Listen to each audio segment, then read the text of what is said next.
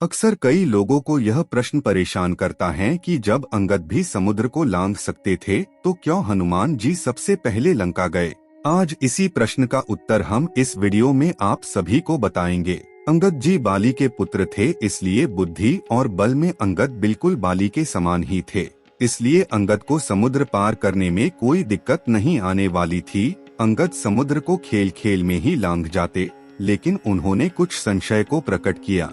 उन्होंने यह कहा कि वह समुद्र तो लांघ जाएंगे, लेकिन संभव है कि वो वापस नहीं आ पाएंगे। लेकिन अब प्रश्न यह उठता है कि आखिर अंगद को वापस न आने का संशय क्यों था। मित्रों, वास्तव में बाली के पुत्र अंगद और दशानन का पुत्र अक्षय कुमार दोनों एक साथ एक ही गुरु से शिक्षा ग्रहण कर रहे थे।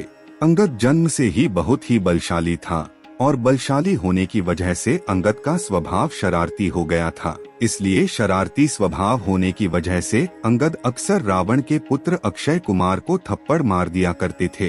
अंगद के थप्पड़ की वजह से कई बार अक्षय कुमार मूर्छित हो जाया करता था। अक्षय कुमार ने अपने गुरु से अंगद के बर्ताव की शिकायत की। गुरुजी अंगद को बालक समझकर उनकी गलतियों को नजरअंदाज कर दिया करते थे, लेकिन अंगद अपने शरारत से बाज नहीं आ रहे थे और रोजाना ही वो अक्षय कुमार को परेशान किया करते थे। इसलिए एक दिन अंगद के गुरुजी को क्रोध आ गया और उन्होंने क्रोधित होकर अंगद को श्राप दे दिया। श्राप यह था कि अब भविष्य में कभी भी अंगद यदि अक्षय कुमार पर हाथ उठाता है तो उसी समय अंगद मृत्यु को प्राप्त हो जाएंगे। इस श्राप के बाद से ही अंगद अक्षय कुमार से दूरी बनाने लगे थे। जब वानर सेना माता सीता के खोज के लिए निकली थी और समुद्र को लांघने की बात हो रही थी, तब अंगद को यही संशय था कि अगर वो समुद्र लांघकर लंका जाते हैं और वहां अक्षय कुमार से सामना होता है तो गुरुजी के श्राप की वजह से उनकी मृत्यु हो जाएगी और रामकाज अधूरा रह जाएगा,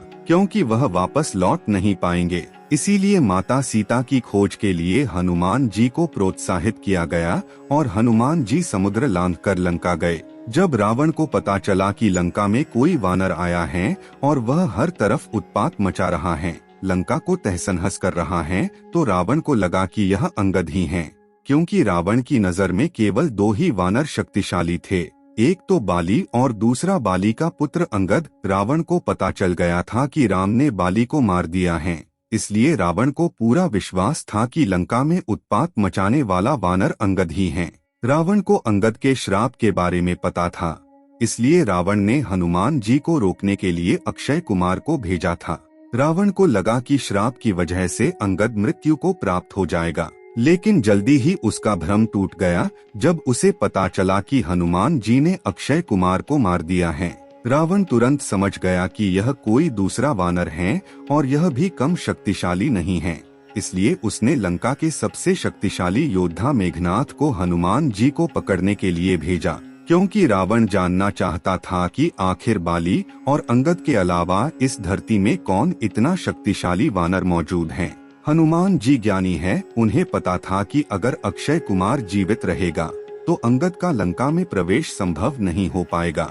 इसलिए हनुमान जी ने अंगद के जीवन की बाधा को समाप्त कर दिया और आखिरकार जब राम जी की सेना लंका पहुंची तो रावण के दरबार में अंगद ही शांति दूत बनकर गए और वहां अपनी वीरता का परचम लहरा दिया था और रावण को भी अपने पैरों में झुकने के लिए विवश कर दिया था। तो दोस्तों, आज की यह वीडियो यही समाप्त होती है। आशा है यह वीडियो आपको पसंद आई हो।